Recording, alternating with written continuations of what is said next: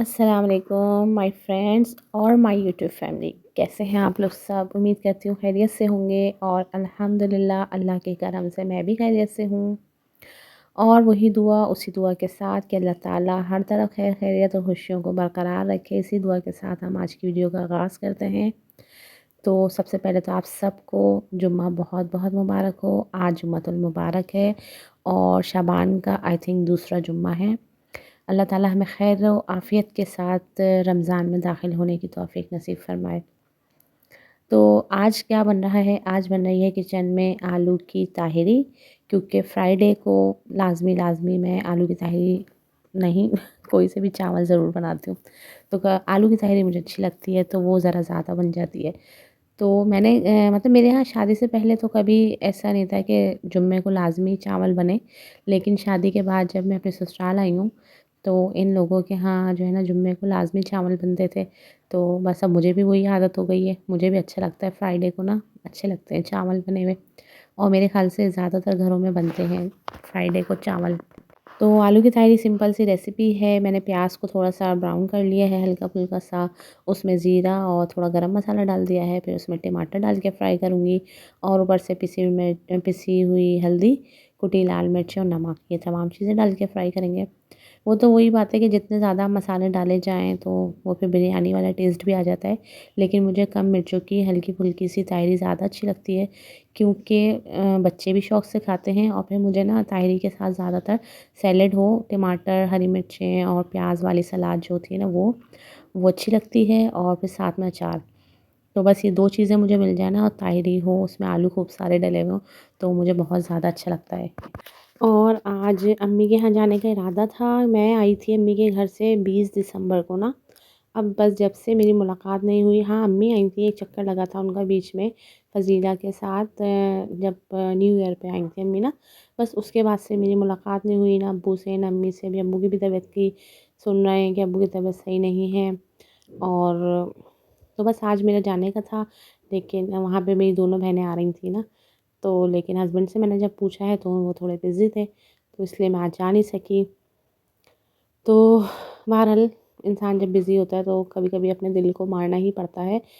خیر بہرحال میرے سامنے سے نا ایک پوسٹ بھی گزری آج صبح میں تو اس میں یہی لکھا ہوا تھا کہ شروع جب شادی ہوتی ہے تو اس وقت زیادہ تر سسرالوں میں رواج نہیں ہوتا بیٹی کو کہ وہ گھر جائے، اپنے میکے زیادہ جائے نا، تو اس وقت میکے میں بہت زیادہ انتظار ہو رہا ہوتا ہے بیٹی کا کہ کب آئے گی، یا بیٹی کا پہلا دوسرا بچہ ہوتا ہے تو اس کا بھی بہت زیادہ انتظار ہوتا ہے۔ ننیال والے بڑی ہی محبت کے ساتھ اس کو آؤ بھگت ہو رہی ہوتی ہے، بلا رہے ہوتے ہیں، تو اس وقت جو ہے نا وہ بیچاری پھنسی ہوئی ہوتی ہے اپنے سسرال کے جھمیلوں میں۔ اور جیسے وقت گزرتا جاتا ہے تو اب جب ان کے یہاں رواج ہوتا ہے، اس سے تھوڑی فرصت ہوتی ہے اپنے گھر بار سے، سسرال کے جھمیلوں سے وہ نکلتی ہے، اس کے پاس فرصت ہے، اس کا ہسبینڈ بھی اسے چلو بھئی آزادی سے چھوڑ دیتا ہے، کچھ ٹائم وہ گزار لے اپنے میکے میں۔ تو اب کیا ہوتا ہے، اب پیچھے کوئی انتظار کرنے والا نہیں ہوتا نا، بہنیں بھی اپنے گھروں کی ہو جاتی ہیں، ماں باپ کو اللہ تعالیٰ ہمت طاقت دے، سلامت رکھے، جن کے ماں باپ ہوتے ہیں تو بہت اچھی بات ہے، اور جن کے نہیں ہوتے تو وہ ایک کمی تو ساری عمر ہی رہ جاتی ہے۔ تو اس وقت پہ نا مجھے اپنی ساس کی، یعنی میری پھپھو، جو میری ساس تھی نا میری پھپھو تھی، تو مجھے ان کی یہی بات یاد آتی ہے کہ کبھی دیر سے اٹھنے پہ گھر والے ٹوکا کرتے تھے نا مجھے، اکثر یہ ہوتا تھا صبح دیر سے اٹھنے پہ، تو اوپر والے جو لوگ ہوتے ہیں اکثر آبجیکشن کرتے ہی ہیں، لیکن میری پھپھو نے ہمیشہ میرا ساتھ دیا، وہ ہمیشہ یہی کہتی تھیں کہ وقت کے ساتھ عورت جو ہے خود ہی ذمہ دار ہو جاتی ہے۔ ابھی ظاہر ہے نئی نئی شادی ہوئی ہے، یا ابھی بچے چھوٹے ہیں، اسکول جانے والے نہیں ہیں، تو بے فکری کی زندگی ہوتی ہے تھوڑی، اور جیسے جیسے وقت آگے بدلتا جاتا ہے نا تو انسان بزی ہو جاتا ہے، اور وہ ایسا بزی ہوتا ہے کہ خود ہی اس کی راتوں کی نیندیں ہی اڑ جاتی ہیں نا بندے کی۔ اور ماں بننے کے بعد تو میں کہتی ہوں زندگی اتنی ٹف ہو جاتی ہے کہ بس آپ ماں بن گئے نا، اب آپ کی نیند آپ کی نہیں ہے، آپ کا وقت آپ کا نہیں ہے، آپ کی مصروفیت آپ خود اپنی مرضی سے طے نہیں کر سکتے، تو کچھ ایسا حساب کتاب ہو جاتا ہے۔ اب جیسے کہ ہمارا حساب ہو چکا ہے، اب مجھے بچوں کی پڑھائیاں دیکھنی ہوتی ہیں، کون سا بچہ کس ٹائم پہ کہاں جانا ہے، اسے کوچنگ جانا ہے، کسی کو اسکول جانا ہے، کبھی میرے ہسبینڈ کے بزی ہیں، ان کے کام پہ جانے کا ٹائم ہے یا کام سے آنے کا ٹائم ہے، اور بھائی گھر کے بہت سارے کام ہوتے ہیں جو ہمیں دیکھنے ہوتے ہیں، تو اب ہم اس طرح سے نکل ہی نہیں پاتے جیسے کہ ہم پہلے نکل جاتے تھے، اور امی کے جا کے رک گئے ہیں، تو آپ لوگ بھی بتائیے گا کہ آپ لوگوں کے ساتھ بھی ایسا ہوا ہے، اور آپ لوگوں کی زندگی میں کچھ اس طرح کے مسئلے مسائل ہوتے ہیں. ہوتے تو سبھی کی زندگی میں ہیں، کچھ نہ کچھ مسئلے مسائل تو چلتے ہی رہتے ہیں. اللہ تعالیٰ بس ہمیں اپنے گھروں میں خوش باش اور آباد رکھے، اور ہمارے ماؤں کے گھروں میں بھی سکون، اطمینان اور سلوک اتفاق قائم رہے ہمیشہ ہمیشہ. آج کل میں دیکھ رہی ہوں کہ نا سوشل میڈیا پہ کافی دھوم مچی ہوئی ہے. وہی رمضان آ رہے ہیں، رمضان لوگ گروسری میں مصروف ہیں. کوئی اپنے مسالے طرح طرح کے لا رہے، کوئی کباب بنا رہے، تو کوئی چٹنیاں بنا کے رکھ رہا ہے. کوئی یہ نہیں دکھا رہا کہ ہمیں رمضان کی تیاری روحانی طور سے کیسے کرنی ہے، عملی طور سے کیسے کرنی ہے، ہمیں اپنے آپ کو تقویٰ کے لیے تیار کیسے کرنا ہے. اس چیز کو کوئی بتا ہی نہیں رہا ہے. ابھی ماشاءاللہ سے دیکھیں ہمارا رجب کا مہینہ گزرا ہے. رجب میں کتنی پیاری معراج کی رات آئی. پھر اب شب برات آنے والی ہے ہمارے شعبان کے مہینے میں. پھر آئے گا شب قدر، لیلۃ القدر آئے گی رمضان کے مہینے میں. تو ہم نے ان میں کیا کیا، ان میں کیا عبادتیں کی، ان رمضانوں یہ جو مہینے گزرے ان کو ہم نے کس طرح سے گزارا. حالانکہ یہ جس موسم میں یہ مہینے آئے نا، آپ یقین کریں یہ مومن کے لیے ایک بڑی نعمت تھی. یہ جو دن تھے نا اتنے پیارے دن تھے. اس میں جو دن کا وقت تھا وہ آپ کے لیے روزہ تھا، بہترین روزہ آپ رکھ سکتے تھے. اور جو راتیں تھیں اس میں بہترین تہجد گزاری ہو سکتی تھی.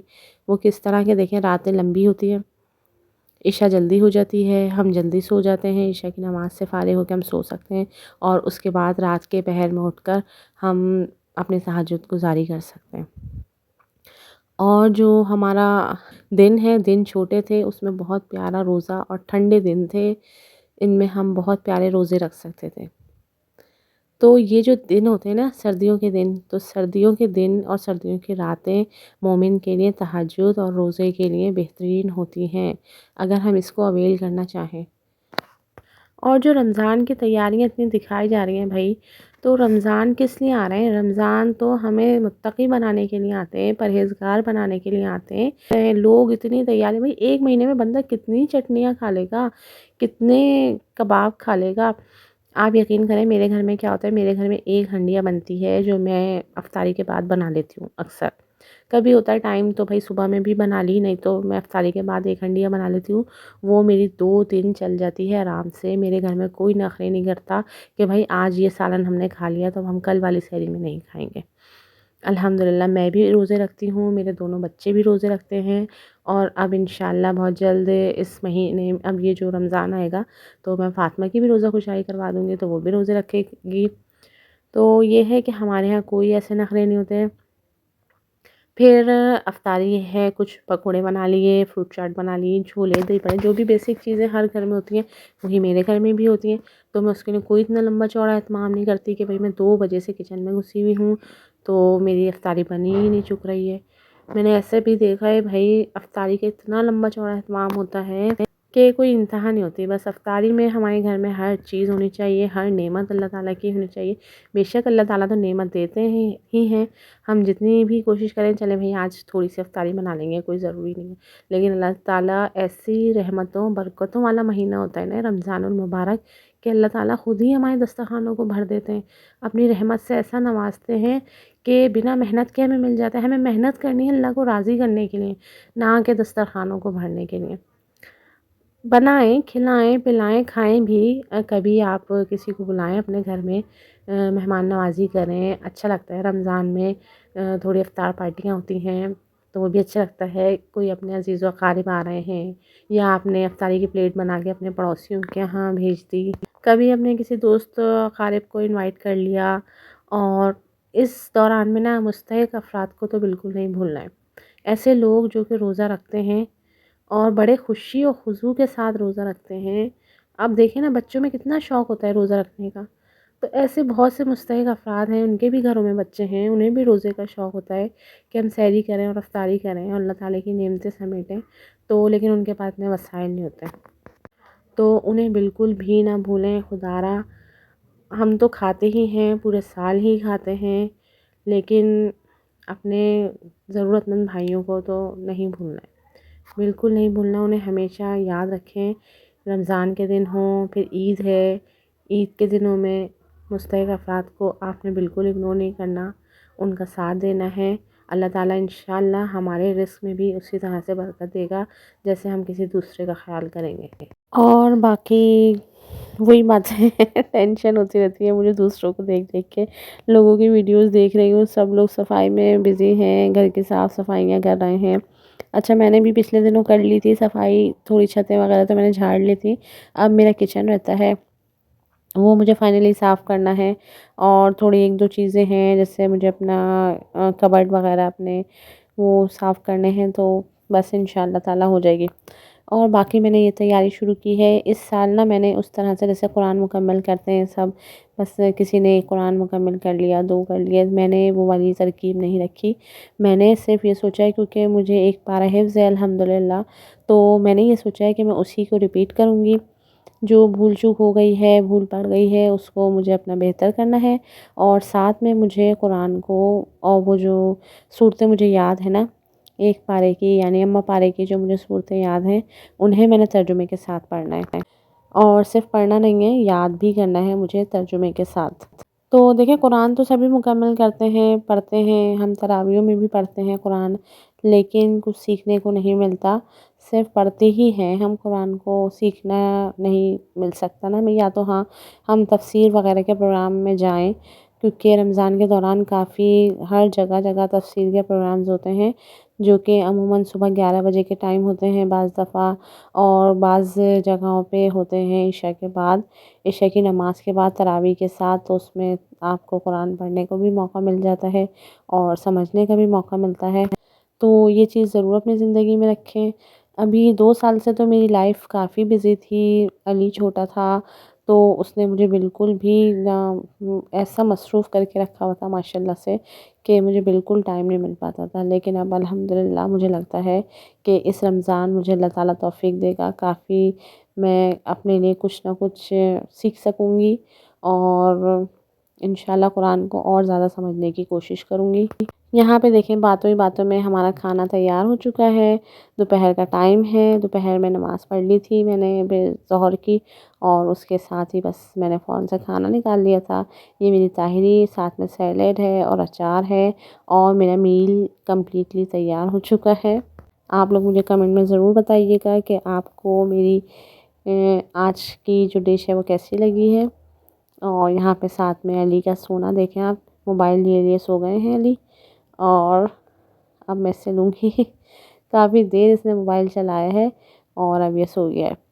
چلیں جی، ویڈیو آئی ہوپ کہ آپ کو پسند آئے گی، اگر پسند آئے تو لائک کیجئے، چینل کو سبسکرائب کیجئے، اور مجھے دیں اجازت کسی نئی ویڈیو تک کے لیے۔ اللہ حافظ۔